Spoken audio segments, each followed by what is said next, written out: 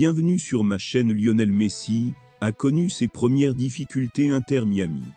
Après des débuts spectaculaires, l'Argentin doit composer avec une blessure. Avant de continuer, prends le temps de souscrire et appuyer sur la touche de notification pour les futures vidéos. Il s'agit d'un vieux défaut physique qui ne cesse de se reproduire. Et cela risque de le tenir éloigné des terrains pendant un moment. En conférence de presse ce samedi, l'entraîneur de l'Inter Miami Tata Martino a annoncé la nouvelle concernant l'équipe de la Pulga. Comme vous pouvez le constater, les nouvelles ne sont pas optimistes. Léo a un problème avec une vieille cicatrice. La cicatrice m'inquiète, je ne sais pas si ça fait mal.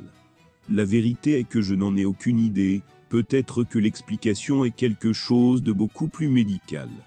Mais je sais que ces cicatrices sont probablement gênantes et ne permettent pas, peut-être même mentalement, la liberté de jouer, a expliqué l'entraîneur argentin. Imprimé dans les commentaires de Mundo Deportivo. Désormais c'est sûr, la douleur de Lionel Messi reste proposée. En conséquence, il est exclu du match de MLS de demain contre Orlando City à 23h30 GMT. L'Inter Miami et Tata Martino ne pourront pas compter sur leurs 10 joueurs dans ce match de championnat. Lors du match contre Toronto, l'équipe a su bien défendre sans Lionel Messi, qui n'a joué que 37 minutes.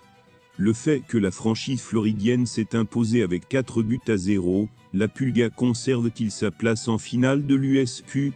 C'est la question la plus importante à l'heure actuelle. Cela dépend de l'intensité de la douleur qui accompagne cette vieille cicatrice. La finale de la Coupe des États-Unis entre l'Inter Miami et le Houston Dynamo se jouera le jeudi 28 septembre, 12h30 GMT. Lionel Messi porte actuellement les couleurs de l'équipe américaine de l'Inter Miami. Et se sent très à l'aise. Il est toutefois peu probable qu'il termine sa carrière avec cette formation. La Pulga veut explorer d'autres horizons. Dans une interview pour le média argentin, Olga, septuple Ballon d'Or, a avoué qu'elle pense encore à une certaine expérience dans son pays. Il imaginait retourner là où tout a commencé, dans son club formateur, les Newell's Old Boys. J'ai toujours rêvé de profiter du football argentin, de jouer pour Newell's, et aussi de devenir champion du monde, a avoué le septuple Ballon d'Or. Lors de l'interview, la star argentine a également été interrogée sur sa date de retraite. Selon elle, rien n'est encore décidé. Que ferai-je après ma retraite? Je n'y pense pas, et je ne veux pas y penser. Je veux continuer à aimer ce que je fais, je veux profiter au maximum de l'avenir, je joue et joue au football avant tout. Merci d'avoir regardé cette vidéo, et je vous prie de laisser vos commentaires.